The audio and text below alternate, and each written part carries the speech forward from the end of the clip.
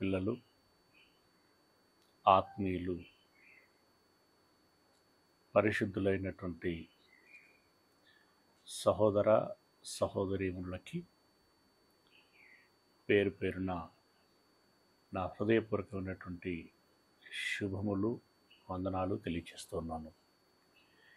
ప్రియమైనటువంటి దేవుని వరలరా, సువార్త అనగానేమి, అందులో మన పాత్ర ఏమిటి అనేటువంటి పాఠ్యాంశంలో మొదటి భాగమును మనం విని ఉంటున్నాం. సువార్త అంటే ఏంటో ఎరిగా, అందులో మన యొక్క పాత్రను గురించినటువంటి విషయాన్ని గమనించాం. అలాగే దానికి సంబంధించినటువంటి పిలుపు, ఏర్పాటు, అభిషేకము ఏ విధంగా ఉంటున్నది అనేటువంటి విషయాన్ని కూడా గమనించి ఉంటున్నాం. ఇక ఈ దినమున మనం ధ్యానించబోయేటువంటి విషయము ఏమిటి అనంటే, ఆ సువార్త విషయంలో మనకున్నటువంటి నైతిక బాధ్యత ఏంటి అనేటువంటి విషయాన్ని గమనించుదాం. ప్రియులరా, నిన్నటి దినమున మనము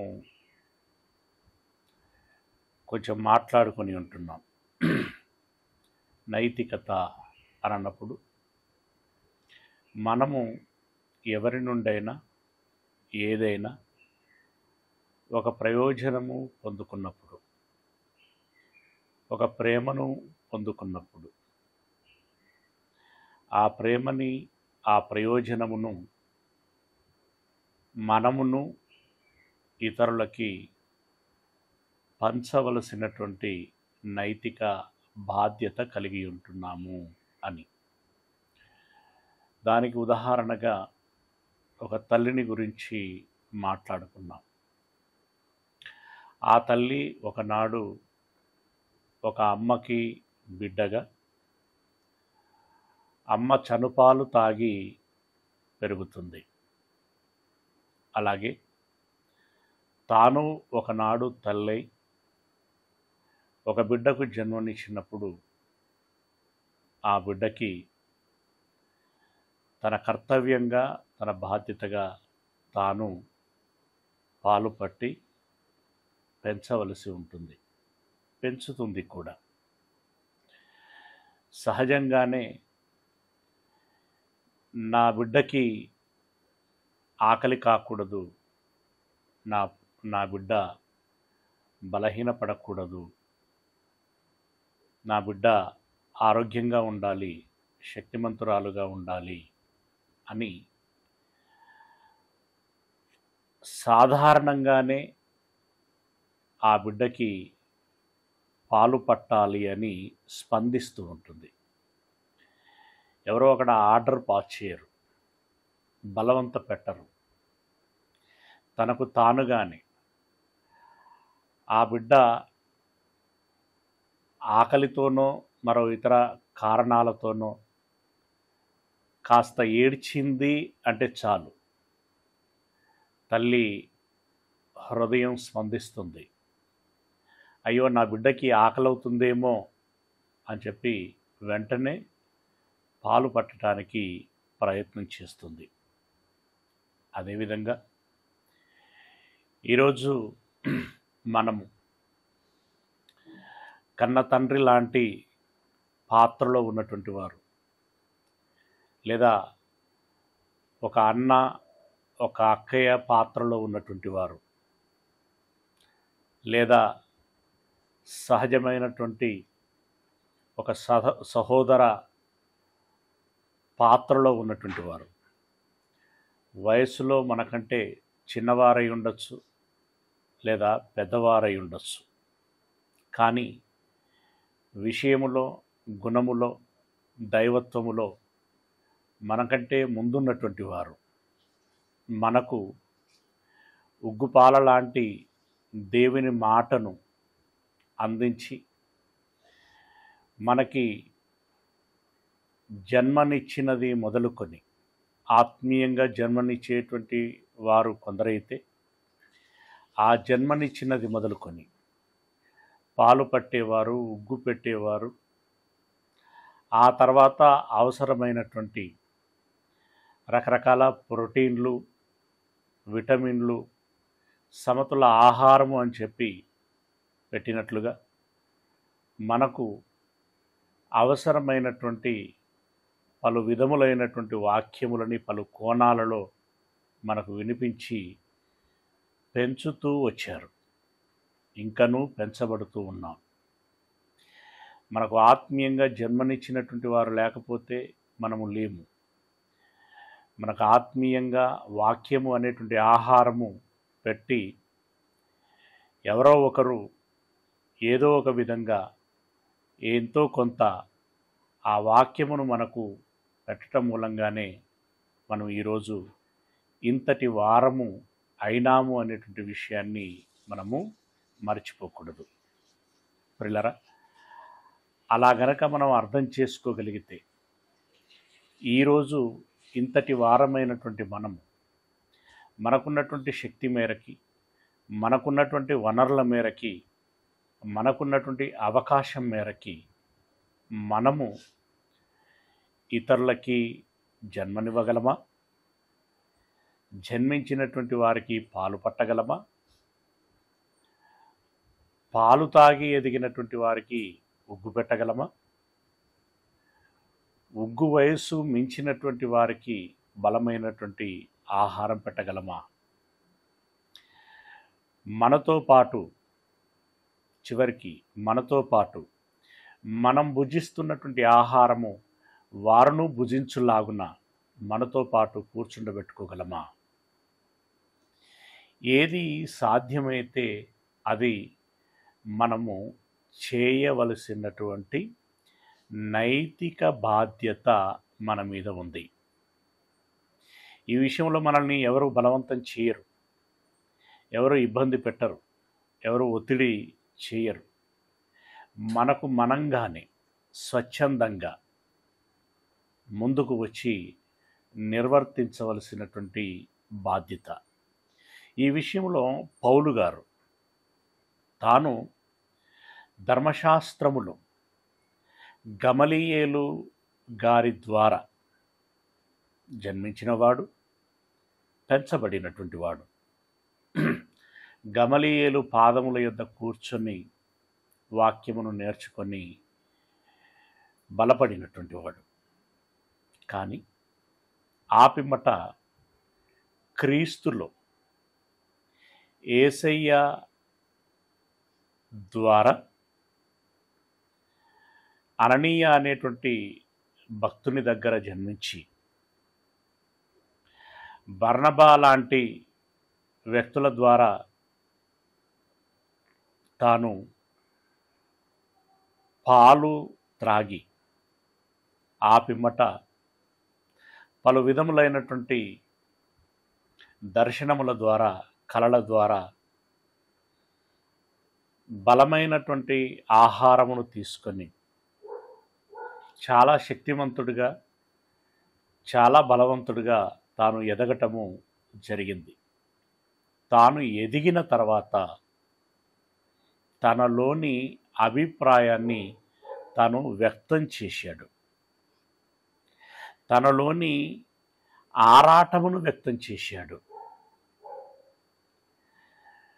తాను కలిగి ఉన్నటువంటి నైతికత, ఉండవలసినటువంటి నైతికత, ఉండినటువంటి నైతికత ఏంటి అనేటువంటి విషయాన్ని వ్యక్తం చేయటం జరిగింది. ఒకసారి కొరింథీలో రాసినటువంటి మొదటి పత్రిక, కొరింథీలో రాసినటువంటి మొదటి పత్రిక 9వ అధ్యాయము 9వ అధ్యాయము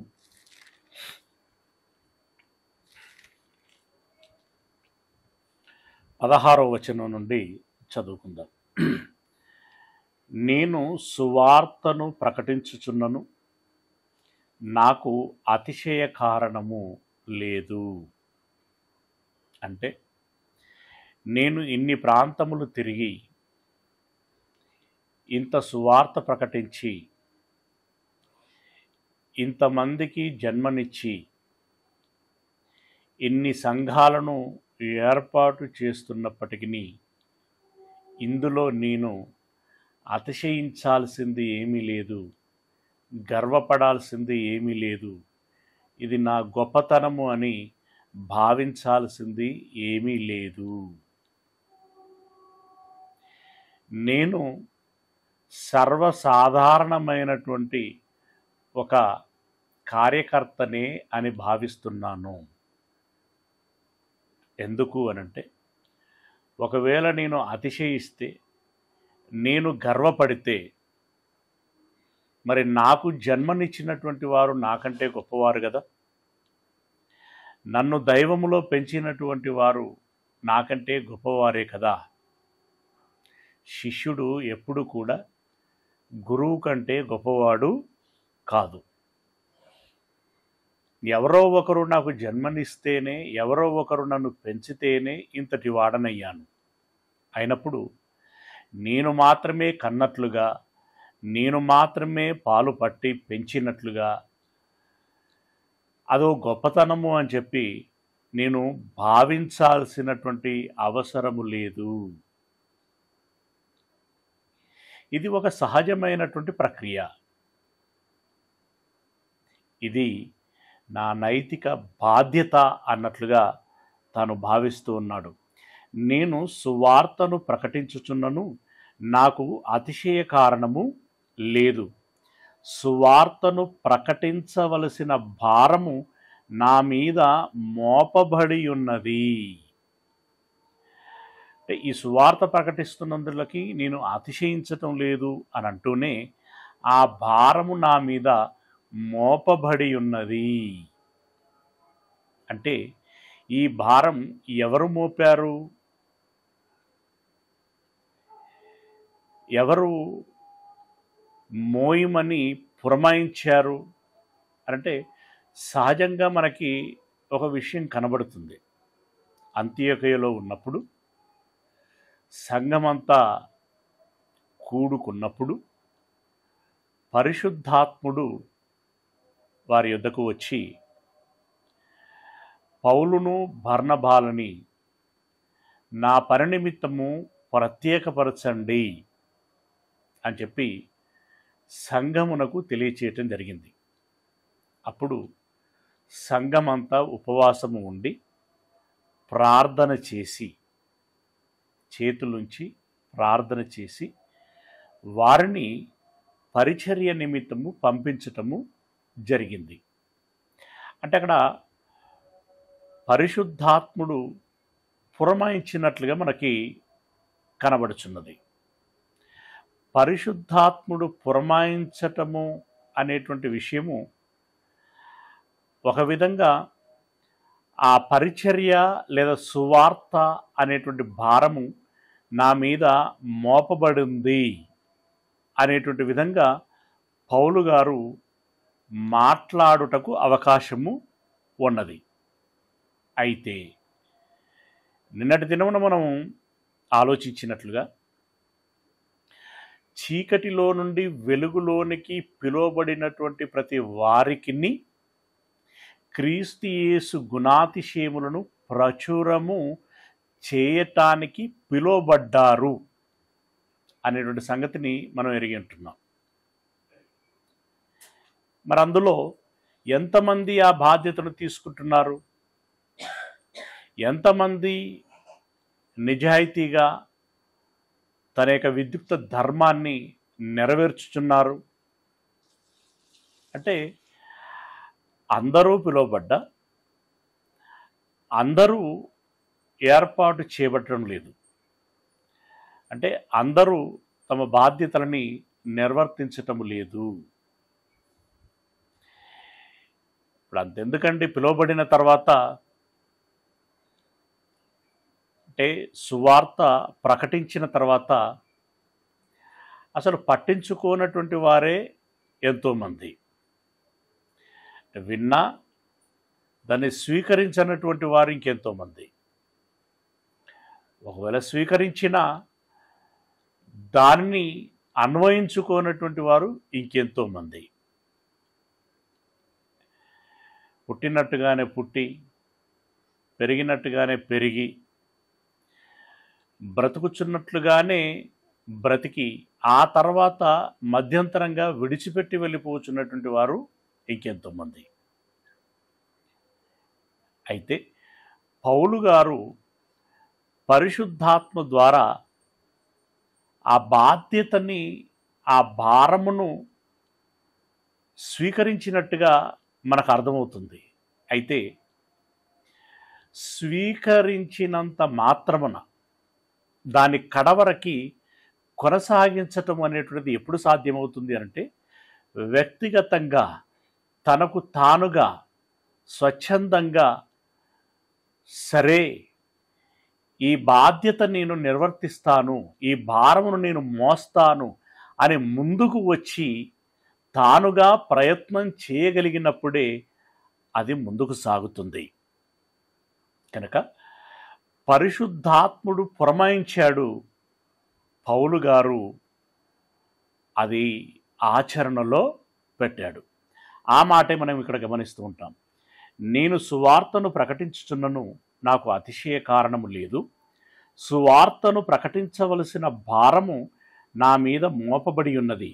అయ్యో, నేను సువార్తను ప్రకటింపకపోయిన ఎడల నాకు శ్రమ అని అన్నాడు. నేను సువార్తను ప్రకటించకపోయిన ఎడల నాకు శ్రమ అంటే దీన్ని కొంచెం ఎలా అర్థం చేసుకోవచ్చు అని అంటే, ఒక దాసుడు ఒక యజమానికి 3,60,00,000 రూపాయల రుణము పడి ఉన్నాడు. మనకు బైబిల్లోనే ఉంది ఉపమానం. అయితే యజమానుడు పిలిచి నా రుణమును చెల్లించుము అనంటే, అయ్యా లేదు, నా దగ్గర లేవు, మీదటి సంవత్సరానికి చెల్లిస్తాను అని అన్నాడు. అప్పుడు యజమానుడు, ఇక నీవు నాకు డబ్బులు కట్టనవసరం లేదు అని చెప్పి ఆ దాసుడి దీనస్థితిని అర్థం చేసుకొని అతన్ని క్షమించి పంపించేశాడు. ఓకే, క్షమాపణ నొందుకొని బయటికి వచ్చినటువంటి ఆ దాసుడికి ఒక 100 రూపాయల రుణము ఉన్నటువంటి వ్యక్తి కనిపించాడు. ఇతడు 3,60,00,000 రూపాయల ఆ రుణము క్షమించబడి వచ్చాడు. ఇతడికి 100 రూపాయల రుణగ్రస్తుడు తారసపడ్డాడు. అతని యొద్దకు వెళ్ళి, నా డబ్బు నాకెప్పుడు కడతావు అని చెప్పి కాలర పట్టుకొని అడిగాడట, గొంతుక పట్టుకొని. అప్పుడు ఆ దాసుడు కూడా, ఆ సహోదరుడు కూడా, అయ్యా నా దగ్గర ప్రస్తుతము ధనము లేదు, మీదటి సంవత్సరానికి కడుతాను అని చెప్పి తాను అదే మాట చెప్పాడు. అప్పుడు అతన్ని క్షమించక పై అధికారులకు అప్పగించి అతన్ని చెరసాలలో వేయించాడట. అంటే శిక్షించాడు అని. ఈ విషయము ఈ 3,60,00,000 రూపాయల క్షమాపణ ఎవరైతే ఇచ్చారో ఆ యజమానికి తెలిసి అతన్ని పిలిపించాడు. ఇదేంటి, కనీసం ఆలోచన ఉండదు నీకు? కృతజ్ఞత ఉండదా? నేను నీ విషయంలో అంత పెద్ద మొత్తము క్షమించానే, నీవు నీ సహోదరుడి విషయంలో 100 రూపాయలను క్షమించలేవా అని నిలదీసి, నా డబ్బు చెల్లించేంతవరకు ఇతడిని చెరసాలలో వేయించండి అని చెప్పి మరలా చెరసాలలో వేయించటము జరిగింది. అంటే దీంట్లో మనకి ఏమర్థమవుతుంది? నేను నీకు క్షమించిన విధంగా నీవు కూడా ఇతరులను క్షమించవలసి ఉన్నది కదా. దీనిని నీకు మరలా ప్రత్యేకంగా చెప్పాలా? దీన్ని నీవు అర్థం చేసుకోలేవా? ఆ మనస్సు, ఆ కనికరము, ఆ జాలి, దయ నీకు ఉండాలి కదా. అంటే చెప్పకనే చెప్పబడుచున్నది అక్కడ. అదేవిధంగా ఇప్పుడు క్రీస్తు యేసు ద్వారా జన్మించినటువంటి మనము పెద్దలైనటువంటి వారి చేత బోధనొంది ఎదిగినటువంటి మనకు చెప్పకనే చెప్పబడుచున్నటువంటి బాధ్యత ఇది. అయినా పరిశుద్ధాత్ముడు ప్రత్యేకంగా పౌలుకి ఆ బాధ్యతను అప్పగించటం జరిగింది. దాన్ని నిర్వర్తిస్తూ నేను సువార్తను ప్రకటించవలసినటువంటి భారము మోపబడినటువంటి వాడనై ఉన్నాను. ఒకవేళ నేను సువార్త ప్రకటించకపోయిన ఎడల నాకు శ్రమ అని అన్నాడు.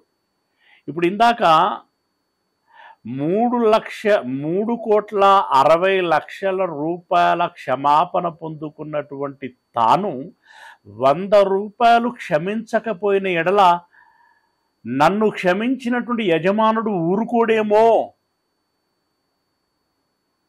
ఒకవేళ అతనికి ఈ విషయం తెలిస్తే నన్ను మరలా పిలిపించి నన్ను చెరసాల పాలు చేస్తాడేమో అని గమనించుకోవలసి ఉండే. అంత దూరం దాకా కూడా వెళ్ళకూడదు. సహజంగానే అతడిలో ఆ క్షమా గుణము అనేటువంటిది రావాలి. సహజంగా రాకపోయినా తాను క్షమించబడినటువంటి యజమానుని బట్టైనా ఒక భయమైన ఉండాలి. ఇవి రెండూ లేకపోవటం మూలంగా తిరిగి మరలా అతడు చెరసాలలోనికి వెళ్ళాల్సినటువంటి పరిస్థితి ఏర్పడింది. ఇప్పుడు ఇక్కడ కూడా మనము సువార్తను ప్రకటించాలి అనేటువంటి ఆ ఆలోచన స్వచ్ఛందంగా మనకు రావాలి. సాధారణ సహజ సిద్ధమైనటువంటి విధానంలోనే మనము ఆ పరిచర్యలో ముందుకు సాగాలి. ఒకవేళ స్వచ్ఛందంగా ఆ సొంత ఆలోచన మనకు రాకపోయినప్పుడు ఇదిగో క్రీస్తు యేసు మనకు ఆ బాధ్యతని అప్పగించాడు. క్రీస్తు యేసు గుణాతిశయములను ప్రచురము చేయు నిమిత్తము పిలువబడినటువంటి రాజులైన యాజక సమూహమునై ఉన్నారు అని మనకు తెలియచేశాడు. సర్వలోకమునకు వెళ్ళి సర్వ సృష్టికి సువార్తను ప్రకటించి అనేకులను నాకు శిష్యులనుగా చేయండి. మీకు ఏ సంగతులనైతే ఆజ్ఞాపించానో వారును అలాగున చేయవలయునని వారికి తెలియచేయండి. మీకు చెప్పినట్లుగానే జనులందరికీ నేను చెప్పుచున్నాను అని అన్నాడు. అంటే ఇప్పుడు మనకి ఆ బాధ్యతని, ఆ భారమును మోపాడు. ఇక్కడ మనకే స్వచ్ఛందంగా రావాలి. ఒకవేళ రానటువంటి వారికి ఈ ఆజ్ఞ వర్తిస్తుంది. ఇప్పుడు భారం మోపబడి ఉన్నది, అంటే బాధ్యత అప్పగించబడి ఉన్నది. ఆ బాధ్యతని మనము నిర్వర్తించకపోతే, ఆ భారమును మనము మోయకపోతే మనము కూడా శిక్షించబడతాము, అంటే శ్రమల పాలవుతాము అని. అదే పౌలు గారు అన్నారు కదా తన మాటల్లో, నా మీద మోపబడి ఉన్నది, అయ్యో నేను సువార్తను ప్రకటింపకపోయిన ఎడల నాకు శ్రమ అని అన్నాడు. అంటే అందరం మనం గుర్తుంచుకోవాల్సినటువంటి విషయం ఏంటంటే, అందరం గుర్తుంచుకోవాల్సినటువంటి విషయము, పిల్లలను కనగానే సరిపోదు, ఆ పిల్లలను పెంచాలి. అది కూడా ప్రేమగా పెంచాలి, జాగ్రత్తగా పెంచాలి. ఆ పిల్లలను పెంచకపోయిన ఎడల, ఆ పిల్లల విషయంలో నిర్లక్ష్యం చేసిన ఎడల, మన దగ్గర చట్టాలు కొంచెం బలహీనంగా ఉన్నాయి, కానీ వెస్ట్రన్ కంట్రీస్లో ఉన్నటువంటి చట్టాలు చాలా బలమైనటువంటిగా ఉంటాయి. పిల్లల విషయంలో చాలా కేరింగ్తో ఉండాలి, జాగ్రత్తగా పెంచాలి. వారి విషయంలో ఎలాంటి అలసత్వము జాప్యము చేసిన వారు ఆ పిల్లలు ఇబ్బంది పడేటట్లుగా ప్రవర్తించిన, ఆ పిల్లలను గాయపరిచిన, ఆ పిల్లలను హింసించిన అక్కడి చట్టాలు తల్లిదండ్రులే అయినా వారిని కఠినంగా శిక్షిస్తాయి. అలాగే ఇక్కడ దేవుడు కూడా మనల్ని శిక్షిస్తాడు. మనకివ్వబడినటువంటి బాధ్యతను మనం నిర్వర్తించకపోయిన ఎడల, ఎస్, నీవు కూడా నీ బాధ్యతని నిర్వర్తించవలసి ఉన్నది కదా. నువ్వు నిర్వర్తించలేదు కనుక నీకు శిక్ష తప్పదు అని చెప్పి దేవుడు అంటాడు. ఆ భయంతోటే ఇక్కడ పౌలు గారు అన్నారు, నాకు శ్రమ అయితే ఇది నేను ఇష్టపడి చేసిన ఎడల, ఇది బెటర్ అన్నమాట. అసలు ఇది నేను ఇష్టపడి చేసిన ఎడల నాకు జీతము దొరుకును. ఇష్టపడి చేస్తే నాకు జీతము దొరుకును. ఇక్కడ జీతం ఏంటి అనంటే ఇక్కడ వచ్చే దశమ భాగాలో లేకుంటే ఇతర కానుకలో ఇవి కాదు. అక్కడ అవి నథింగ్, అసలు అది విషయమే కాదు. అది నాకు జీతము దొరుకును అనంటే నిత్య జీవం అనేటువంటి పరలోక స్వాస్థ్యం అనేటువంటి జీతము దొరుకుతుంది. నిత్య సుఖము, సంతోషము, సమాధానము, సంతృప్తి అనేటువంటి జీతము దొరుకుతుంది.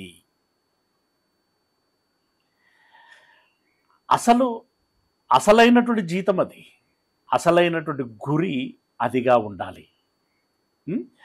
నేను ఇష్టపడి చేసిన ఎడల నాకు జీతం దొరుకును. ఇష్టపడకపోయినను, ఒకవేళ నాకు ఆ పని చేయటం ఇష్టం లేదయ్యా అని నువ్వు అన్నా కూడా తప్పదు, చచ్చినట్టుగా నువ్వు చేయాల్సిందే అని అంటున్నాడు. నీకు ఆ బాధ్యతను నేను అప్పగించాను, నీవు నిర్వర్తించాల్సిందే. ఆ మాట ఇక్కడ ఇష్టపడకపోయినను గృహ నిర్వాహకత్వము నాకు అప్పగింపబడెను. నేను ఇష్టంతో చేస్తే నాకు జీతం దొరుకుతుంది. ఒకవేళ నాకు ఇష్టము లేకపోయినా కూడా ఆ బాధ్యత నాకు అప్పగింపబడింది గనుక నేను దాన్ని నిర్వర్తించవలసిందే. అట్లయితే నాకు జీతమేమి? నేను సువార్తను ప్రకటించున్నప్పుడు సువార్త యందు నాకున్న అధికారమును పూర్ణముగా వినియోగపరచుకొనకుండా సువార్తను ఉచితముగా ప్రకటించుటయే నా జీతము అని అన్నాడు. సువార్తను ఈ లోకములో నేను ఏమీ ఆశించకుండా ఉచితముగా ప్రకటించిన ఎడల నాకు నిత్య జీవం అనేటువంటి జీతము దొరుకుతుంది. ప్రియులారా, అంటే ఇక్కడ పౌలు గారు టోటల్గా ఏం చెప్పాడు అనంటే, నేను ఒక మహానుభావుని ద్వారా ఆత్మీయంగా జన్మించాను, మహానుభావుల ద్వారా నేను ఆత్మీయంగా పెరిగాను కనుక ఈ సువార్తను ప్రకటించవలసినటువంటి నైతిక బాధ్యత నా మీద ఉన్నది. ఆ విషయంలో నేనే ఏదో ప్రకటిస్తున్నట్లుగా, నేనే ఏదో సాధిస్తున్నట్లుగా, నేనే ఏదో శ్రమపడుచున్నట్లుగా నేను అతిశయించటము లేదు. ఆ భారము నా మీద మోపబడి ఉన్నది. ఆ సువార్తను నేను ప్రకటించాలి. ఒకవేళ ప్రకటించకపోయిన ఎడల మా బాబోయ్ నాకు శ్రమ, నరకం అనేటువంటి శ్రమ, నిత్య శిక్ష, అది నాకొద్దు. నేను ఇష్టపడి సువార్త ప్రకటించిన ఎడల నాకు నిత్య జీవం అనేటువంటి జీతము దొరుకుతుంది అని తనకు తానుగా ఆలోచన చేసుకొని, తీర్మానము చేసుకొని ఆ పనిలో, ఆ బాధ్యతలో ముందుకు కొనసాగినట్లుగా మనకు అర్థమవుతున్నది. అయితే తాను ఏదైతే ఎరిగి ఉంటున్నాడో, ఏ అనుభవాన్ని అయితే కలిగి ఉంటున్నాడో ఆ అనుభవాన్ని మనతో పంచుకుంటున్నాడు. అంటే మనకు కూడా పరోక్షంగా చెప్పేశాడు. ఏమని? మీకు ఆ నైతిక బాధ్యత ఉంది. ఒకవేళ నైతికంగా మీరు గుర్తించకపోయినా ఇదిగో పరిశుద్ధాత్మని ద్వారా నాబోటి వాళ్ళ ద్వారా మీకు ఆజ్ఞ ఇవ్వబడుచున్నది. సువార్తను ప్రకటించాలి అనేటువంటి ఆజ్ఞ మీకు ఇవ్వబడుచున్నది. మీరు ఇష్టపడి చేసిన ఎడల మీకు జీతం దొరుకుతుంది. ఇష్టం లేకుండా చేసినప్పుడు నువ్వు చేసేది చేయక తప్పదు, పైగా పైకం కోల్పోవలసి వస్తుంది. అంటే జీవము, నిత్య జీవం అనేటువంటి జీతాన్ని పోగొట్టుకోవలసి వస్తుంది. ఇది మనం గుర్తించాల్సినటువంటి విషయం. ఇకపోతే పౌలు గారికి మీరు చూడండి, ఏ స్థితిలో పుట్టాడో, ఏ స్థితిలో పెరిగాడో, ఏ సత్యమునైతే గమనించాడో ఆ మేరకి ఆయన ఏమనుకున్నాడు అనంటే, నేను ఈ లోకములో పరదేశిని, ఇది ఉండిపోయేటువంటి లోకం, ఉండబోయేటువంటి పట్టణం పరలోకములో ఉన్నది, ఇది మాయా జీవితం, వాస్తవమైనటువంటి జీవితము పరలోకములో ఉన్నది. నాకు వాస్తవమైనటువంటి జీవితం కావాలి, ఉండబోయేటువంటి జీవితం కావాలి అని తాపత్రయము కలిగినటువంటి తాను, నాకు చావైతే మేలు అని అన్నాడు. నేను త్వరగా మరణించి ఈ శరీరాన్ని విడిచిపెట్టి దేవుని సన్నిధికి వెళ్ళాలని ఆశపడ్డాడు. అయినా ఆయన ఆశను దేవుడు అంగీకరించలేదు. ఎందుకు అనంటే, నీ బోటి వారి యొక్క అవసరత సాటి జనులకి ఉన్నది అని దేవుడు తనకి తెలియచేసినటువంటి విధానాన్ని బట్టి, విషయాన్ని బట్టి ఆయన బాగా ఆలోచించుకొని గమనించుకొని మనకు అంటే తాను ఆ ఆచరణలో పెట్టి మనకు తెలియచేస్తున్నటువంటి మాట. ఫిలిప్పీలో రాసినటువంటి పత్రిక 1వ అధ్యాయము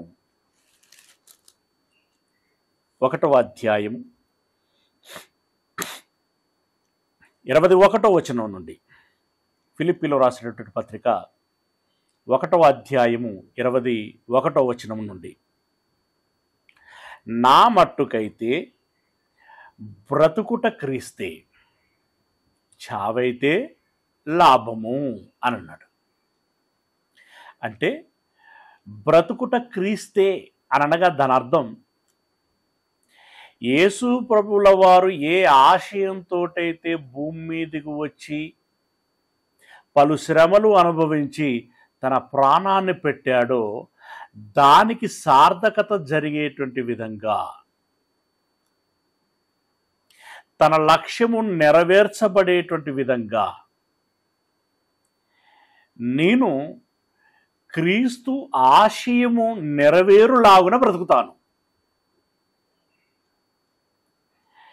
ఇక లేదు, ఇక రెండవ ఆప్షన్ ఏదైనా ఉన్నది అనంటే చనిపోయి పరలోకం వెళ్ళాలి. ఇవి రెండే ఉన్నాయండి ఆయన జీవితంలో. లక్ష్యాలంటూ నీ జీవిత లక్ష్యం ఏంటి, నీ జీవిత ధ్యేయం ఏంటి అని చెప్పేసానంటే, ఇదిగో నేను బ్రతికి ఉన్నన్నాళ్ళు యేసు ఆశయము సిద్ధించులాగున పాటుపడాలి, ఆ తదుపరి మరణించి దేవుని సన్నిధిలోనికి చేరాలి. వెరీ క్లియర్గా ఉన్నాడు ఆయన. మంచి క్లారిటీ తోటి ఉన్నాడు. నీ అంబిషన్ ఏంటి, నీ గోల్ ఏంటి అనంటే కన్ఫ్యూజన్ లేదు ఆయనకి, క్లారిటీ ఉన్నది. అలాగే మనకును ఒక క్లారిటీ ఉండాలి. క్లారిటీ ఉండగానే సరిపోలేదు, కమిట్మెంట్ ఉండాలి. క్లారిటీ అండ్ కమిట్మెంట్ ఉండాలి. అప్పుడు మన లక్ష్యమును మనము చేరగలుగుతాము. అలాంటి క్లారిటీ పౌలు గారు ఇక్కడ కలిగి ఉన్నారు, చెప్తున్నారు. కమిట్మెంట్ కూడా అందులో కనబడుతుంది. నా మట్టుకైతే బ్రతుకుట క్రీస్తే, చావైతే లాభము. అయినను శరీరముతో నేను జీవించుటయే నాకున్న పనికి ఫలసాధనమైన ఎడల నేనేమి కోరుకొందునో నాకు తోచలేదు. అంటే నేను త్వరగా మరణించి ప్రభు సన్నిధిలోనికి వెళ్ళాలనేటువంటి ఆశ నాకు ఉన్నా, నా తండ్రి నాకు చెప్పుచున్నటువంటి, అంటే నా దేవుడు నాకు చెప్పుచున్నటువంటి మాట ఏంటంటే, ఒరేయ్, నువ్వు అప్పుడే అంత త్వరగా రావటానికి వీల్లేదు. నీకు పరలోకము నిత్య జీవం కావాలి అనంటే నేను అప్పగించినటువంటి పనిని నీవు పూర్తి చేసుకుంటేనే నీకు ఫలమును ఇస్తాను, పరలోకం అనేటువంటి ఫలమును ఇస్తాను అని అన్నప్పుడు పౌలు గారు ఆలోచనలు పడ్డారట. నేను వెళ్ళాలని ఆశ కలిగి ఉన్నాను, కానీ నువ్వు పనిచేసి వస్తేనే నీకు పరలోకం అనేటువంటి ఫలము ఇస్తాను అని అంటున్నాడు. ఆ మాటను బట్టి నేను ఇరుకులో పడ్డాను. ఏమి ఇరుకులో పడ్డాను? పని చేయాలి అనేటువంటి ఇరుకులో పడ్డాను. పని చేస్తేనే నాకు పరలోకము అనేటువంటి సంగతి నాకు అర్థమైంది. కాబట్టి ఇక నేను తీర్మానించుకున్నది ఏంటంటే, దేవుడు కోరుకున్నటువంటి పని చేస్తేనే నేను పరలోకం వెళుతాను. కాబట్టి ఆ పని చేయటానికి నేను నిర్ణయించుకున్నాను. ఆ మాట ఇక్కడ అంటున్నాడు. శరీరముతో నేను జీవించుటయే నాకున్న పనికి ఫలసాధనమైన ఎడల నేనేమి కోరుకొందునో నాకు తోచలేదు. ఈ రెంటి మధ్యను ఎరుకునబడి ఉన్నాను. నేను వెడలిపోయి క్రీస్తుతో కూడా ఉండవలనని నాకు ఆశ ఉన్నది. వీలైనంత త్వరగా నేను త్వరగా వెళ్ళి క్రీస్తుతో కూడా పరలోకములో ఉండాలని నాకు ఆశ ఉన్నది. అది నాకు మరీ మేలు. అయినను అదంత ఈజీగా వచ్చేది కాదు. కాబట్టి అయినను నేను శరీరమునందు నిలిచియుండుట మిమ్మును బట్టి మరీ అవసరమై ఉన్నది. అంటే తన తరములోని తన సమకాలికులైనటువంటి జనులకి ఈ సత్యవాక్యము తెలియపరచబడవలసినటువంటి అవసరత ఉన్నది. నేను కలల ద్వారా, దర్శనముల ద్వారా పూర్వము నుండి మరుగు చేయబడుతూ వచ్చినటువంటి మహాజ్ఞానము ఈ అంత్యకాలములో ఉన్నటువంటి నాకు బయలుపరచబడింది. నాకు బయలుపరచబడినటువంటి విషయము మీకు ప్రకటించాలి, లిఖించాలి. దాన్ని మీరు విన్న ఎడల, చదివిన ఎడల మీరు గ్రహించెదరు అని అన్నాడు. అంటే పౌలు గారికి సంపూర్ణ విషయాన్ని తెలియచేసినటువంటి దేవుడు, ఇదిగో నీవు ఈ విషయం అంతటిని ఇతరులకి తెలియచేయాలి అని చెప్పి ఆ బాధ్యతని అప్పగించాడు. కాబట్టి నేను త్వరగా వెళ్ళి క్రీస్తుతో కూడా పరలోకములో ఉండాలి అనేటువంటి ఆశ నాకు ఉన్నది. కానీ మిమ్మును బట్టి దేవుడు నన్ను ఇక్కడనే ఉండుమని చెప్పి సువార్తను ప్రకటించుము అనేటువంటి బాధ్యతను నాకు అప్పగించాడు. ఆ సువార్త నాకు అప్పగింపబడినటువంటి ఆ బాధ్యతను నెరవేరుస్తేనే నీకు పరలోకము అనేటువంటి ఫలము అని చెప్పాడు. కాబట్టి నైతికంగా నాకు ఆలోచన ఉంది. దేవుడు ఆజ్ఞాపించినటువంటి ఆజ్ఞా భారమును నేను స్వీకరిస్తున్నాను, అంటే ఆ బాధ్యతను స్వీకరిస్తున్నాను. ఈ రెండింటిని బట్టి నేను శరీరములో ఉండుట మిమ్మును బట్టి అవసరమై ఉన్నది. అందుకే మీ మధ్యలో తిరుగుచున్నాను, మీ యొద్దకి వచ్చి ఈ మాటలు చెబుతున్నాను. కనుక జనులారా ఆలకించండి అని అన్నాడు. అంటే సువార్త భారము లేదా సువార్త ఆ బాధ్యత ఒకటి నైతికంగా రావాలి. అంటే నైతికంగా మీన్స్ సహజ సిద్ధంగానే మనలో రావాలి. రెండవది దేవుడు, యేసు ప్రభుల వారు, పరిశుద్ధాత్ముడు, మనకంటే పెద్దలైనటువంటి దైవజనులు మనకు ఆజ్ఞాపించినటువంటి ఆజ్ఞను బట్టైనా ఆ ఆజ్ఞకు మనం లోబడాలి. అందులో భయముతో లోబడాలి, భక్తితో లోబడాలి. అలా సువార్తను ప్రకటించవలసినటువంటి బాధ్యత మనందరి మీద ఉన్నది. ఇది ప్రాథమికంగా మనం అందరం గుర్తించాల్సినటువంటి విషయం. ఓకే, సువార్తను ప్రకటించవలసిన బాధ్యత, భారము నా మీద ఉన్నది. కానీ నేరుగా నేను ముఖాముఖిగా దాన్ని ఫేస్ చేయలేనేమో, అంత స్పష్టంగా అంత సూటిగా నేను ప్రకటించలేనేమో. మరి అలాంటి పరిస్థితుల్లో నాకు ప్రకటించాలని ఉన్నా ప్రకటించలేనటువంటి విధంగా నేను ఉన్నట్లయితే మరి నేనేం చేయాలి అని అన్నప్పుడు దానికి ఆల్టర్నేటివ్స్ చెప్పాడు. ఏం చెప్పాడు? ఒక శరీరములో అవయవాలు ఉంటాయి. వేరువేరు అవయవాలకి వేరువేరు పనులు ఉంటాయి. ఏమండి, ఒకే అవయవం అన్ని పనులని చేయలేదు. వేరువేరు అవయవాలు వేరువేరు పనులని చేస్తాయి. అలాగే క్రీస్తు యేసు శరీరములో అంటే సంఘములో నీ ఒక అవయవము అని భావిస్తే ఈ అవయవము ఏమి చేయగలుగుతుందో అది చేస్తే పరిచర్య చేసినట్టే. అంటే సువార్త ప్రకటనలో భాగం పంచుకున్నట్లే. దీనికి సోదహారణంగా తెలియచేయబడినటువంటి విషయము ఏమిటి అనంటే, యేసు ప్రభుల వారు తన శిష్యులను తీసుకొని యూదయ, గలిలయ, సమరయ, సీదోను తదితరమైనటువంటి ప్రాంతాలని తిరిగాడు. అలా తిరుగుచున్నప్పుడు పగలంతా సువార్త ప్రకటించి రాత్రులు ఎక్కడో విడిది చేసేటువంటి వారు.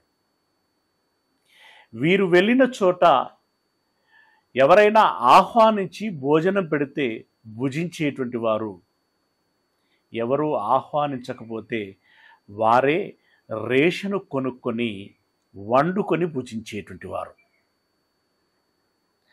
అలాంటి క్రమంలో యేసు ప్రభుల వారు శిష్యులతో పాటు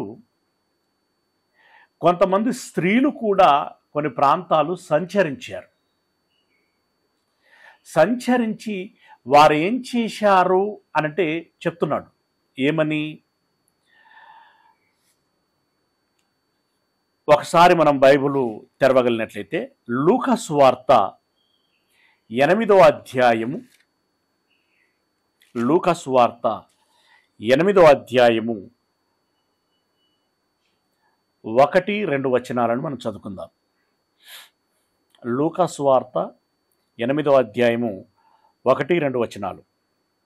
వెంటనే ఆయన దేవుని రాజ్య సువార్తను తెలుపుచు ప్రకటించుచు ప్రతి పట్టణములోనూ ప్రతి గ్రామములోనూ సంచారము చేయుచుండగా, అంటే పట్టణము గ్రామాలన్నీ వడబోస్తూ వెళుతున్నారన్నమాట. సంచారము చేయుచుండగా 12 మంది శిష్యులను, అపవిత్రాత్మలను, వ్యాధులను పోగొట్టబడినటువంటి కొందరు స్త్రీలను, అంటే దయ్యాలు వెళ్ళగొట్టబడినటువంటి, రోగాలు తీసివేయబడినటువంటి కొంతమంది స్త్రీలను, అనగా 7 దయ్యములు వదిలిపోయిన మగ్దలేనే అనబడిన మరియయు, హేరోదు యొక్క గృహ నిర్వాహకుడగు కూజా భార్యయగు యోహన్నయు, సూసన్నయు ఆయనతో కూడా ఉండిరి. అంటే మగ్దలేనే మరియ, యోహన్న, సూసన్న అనేటువంటి ఈ ముగ్గురు స్త్రీలు ఆ 12 మందితో పాటు పరిచర్యలో ముందుకు సాగుచున్నారు. ఓకే, వీరును ఇంకా ఇతరులు అనేకులను, అంటే ఈ ముగ్గురిని ప్రాముఖ్యంగా ఇక్కడ ప్రస్తావించాడు. వీరు మాత్రమే కాకుండా ఇంకొందరు ఉన్నారు. ఇతరులు అనేకులను తమకు కలిగిన ఆస్తితో వారికి ఉపచారము చేయుచూ వచ్చిరి. అంటే ఈ స్త్రీలు వారితో పాటు మరికొందరు వీళ్ళతో పాటు తిరిగి ఉపచారం చేశారట. ఉపచారము అంటే సహాయకులుగా ఉన్నారు. ఏం సహాయం చేశారు, ఏం ఉపచారం చేశారు అనంటే అక్కడ చెప్పినటువంటి మాట, వారికి ఉన్నది ఏదైతే, వారికి ఏ ఆస్తి అయితే ఉందో, అంటే దాచుకున్న డబ్బులు కావచ్చు, ఒంటి మీద ఉన్నట్టు నగలు కావచ్చు, వాటితో తమకు కలిగిన ఆస్తితో వారికి ఉపచారం చేసిరి. అంటే వారి దగ్గర ఉన్నటువంటి సొమ్ముతో రేషను తీసుకొచ్చి వంట వండి వారికి భోజనము పెట్టారు. ఇంకా అంటే ఇక్కడ మేజర్గా భోజనం గురించి ప్రస్తావించుకుంటున్నామే, కానీ ఇంకా ఇతరమైనటువంటి అవసరాలు ఎన్నో ఉంటాయి. ఆ అవసరాలలో వారిదైనటువంటి సహాయం చేశారు. అంటే ఇప్పుడు యేసు ప్రభుల వారు ఏ పరిచర్యలోనైతే ఉన్నారో, అపోస్తలుడు ఏ పరిచర్యలోనైతే ఉన్నారో, ఆ పరిచర్యలో ఈ స్త్రీలు కూడా భాగం పంచుకున్నారు. ఈ భాగం పంచుకోవటం అనేటువంటి మా బాధ్యత అని భావించారు వాళ్ళు. ఒకవేళ వాళ్ళు కూడా ఆ ఆజ్ఞను స్వీకరించినటువంటి వారై ఆ బాధ్యతను పొందుకున్నారు అనేటువంటి విషయాన్ని మనము గమనించాలి. ఓకేనా? అలాగే ఫిలిప్పీలో రాసినటువంటి పత్రిక 4వ అధ్యాయము, ఫిలిప్పీలో రాసినటువంటి పత్రిక 4వ అధ్యాయము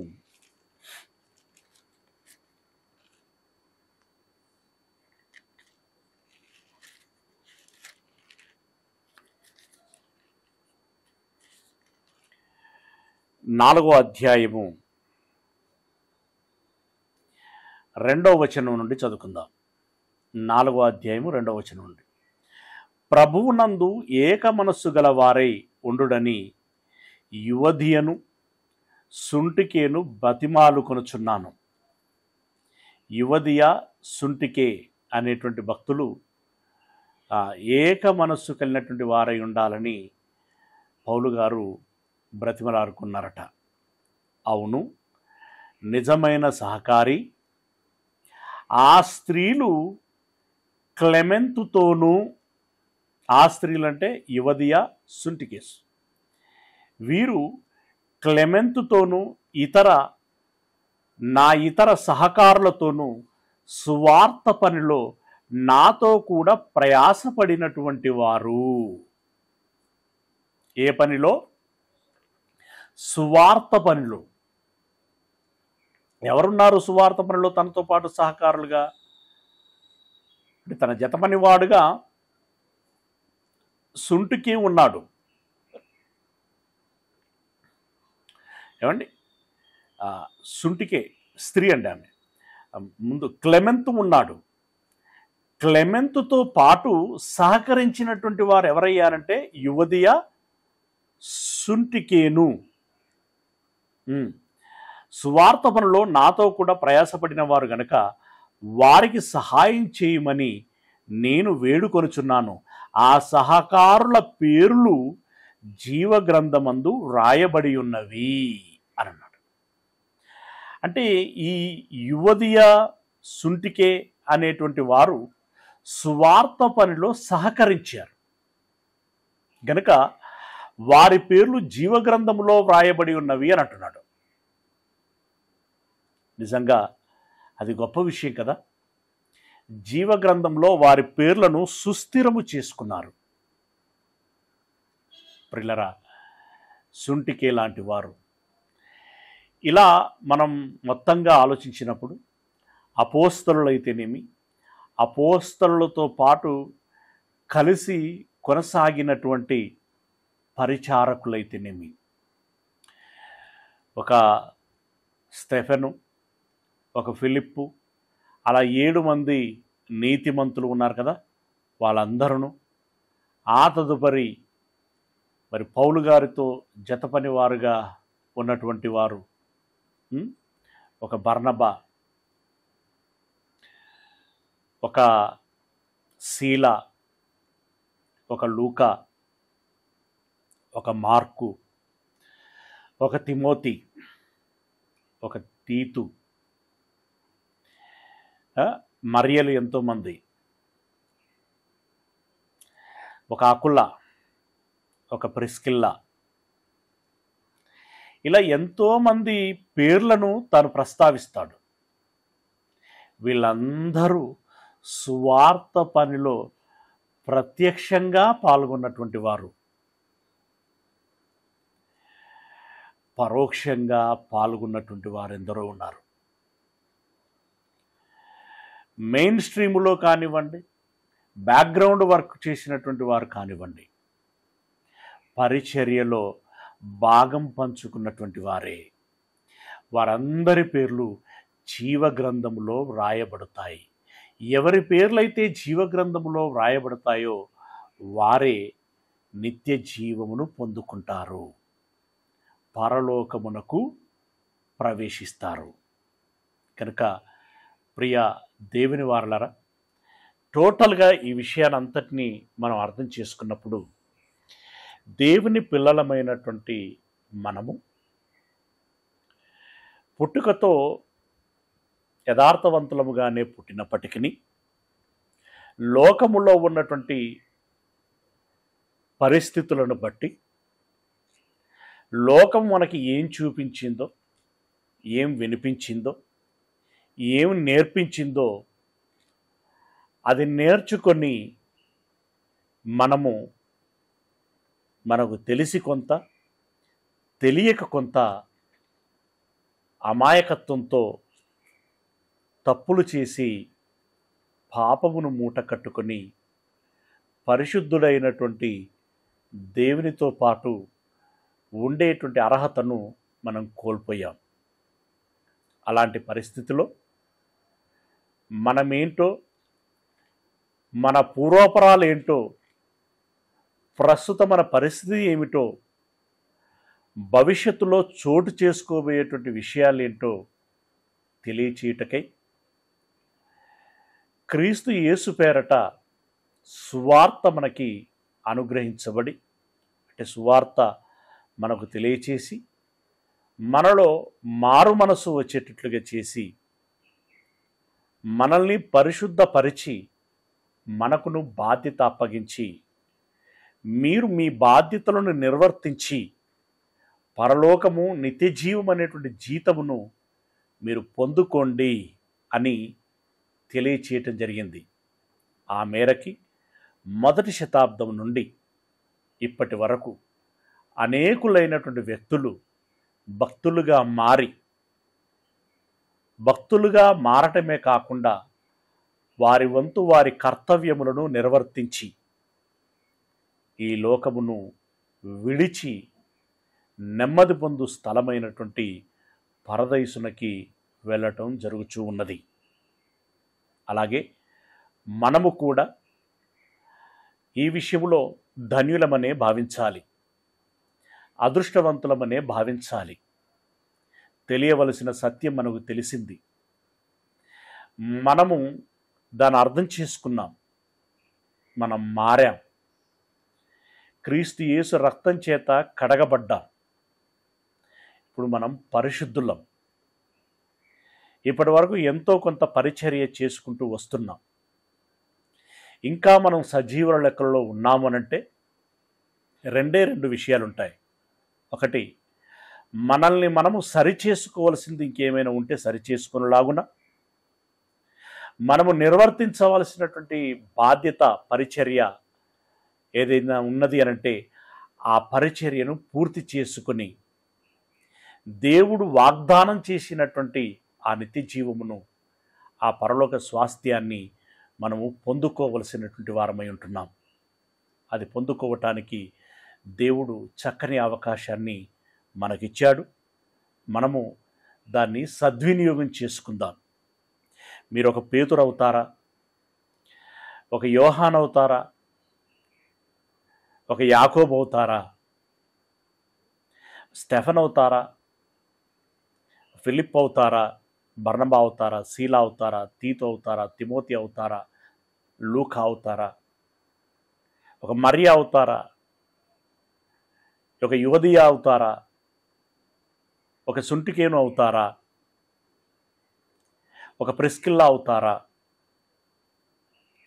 అది మీ చాయిస్. అలాంటి వారుగా అయినా సంతోషం. అంతకంటే ఇంకో గొప్ప సాక్ష్యాన్ని సంపాదించుకోగలిగితే మరీ సంతోషం. మెట్టుకి మీ పేర్లు జీవ గ్రంథములో లిఖింప చేసుకోవాలి.